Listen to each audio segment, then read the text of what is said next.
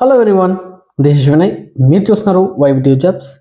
Guys, ఈరోజు మీ అందరి కోసం వచ్చేసి నేను 2 వేకెన్సీస్ అయితే మీ ముందర తీసుకొని రావడం జరిగింది.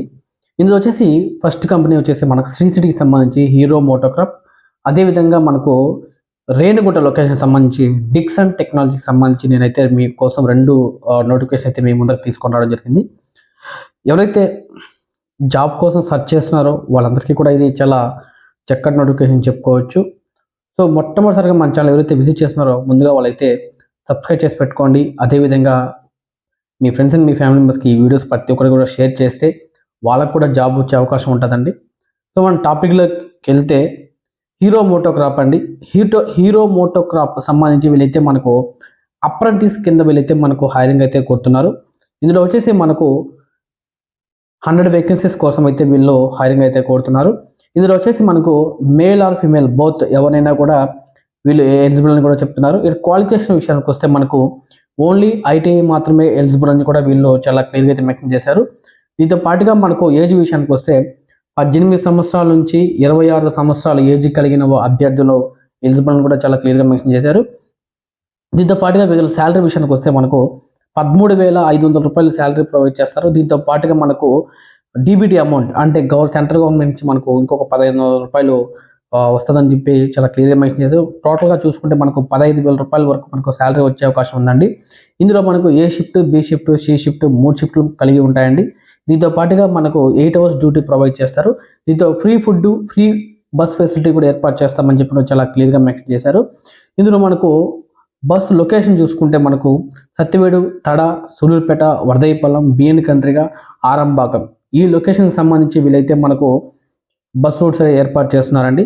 వచ్చినప్పుడు కంపల్సరీగా మనము Aadhaar card, education mark list, pan card, bank book xerox, photos, అదేవిధంగా రేషన్ కార్డు కంపల్సరీగా తీసుకొని రావాలని చెప్పి వీళ్ళు చాలా క్లియర్గా అయితే మెన్షన్ చేశారు.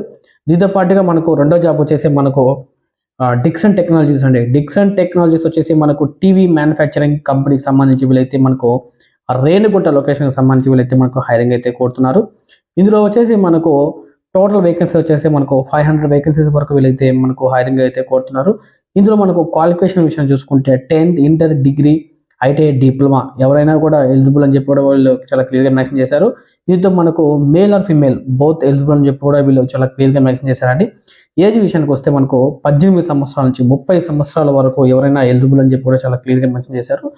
ఇందులో మనకు డ్యూటీ అవర్స్ వచ్చేసి 8 అవర్స్ డ్యూటీ అండి.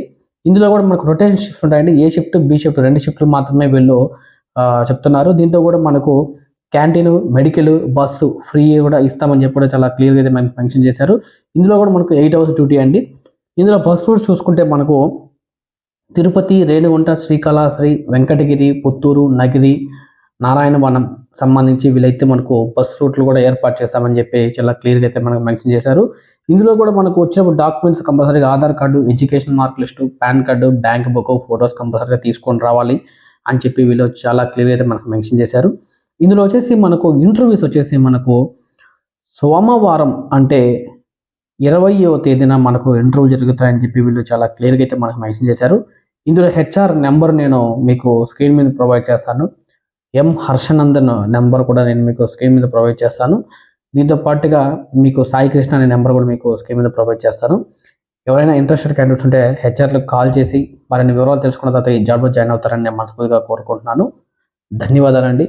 Thank you very so much.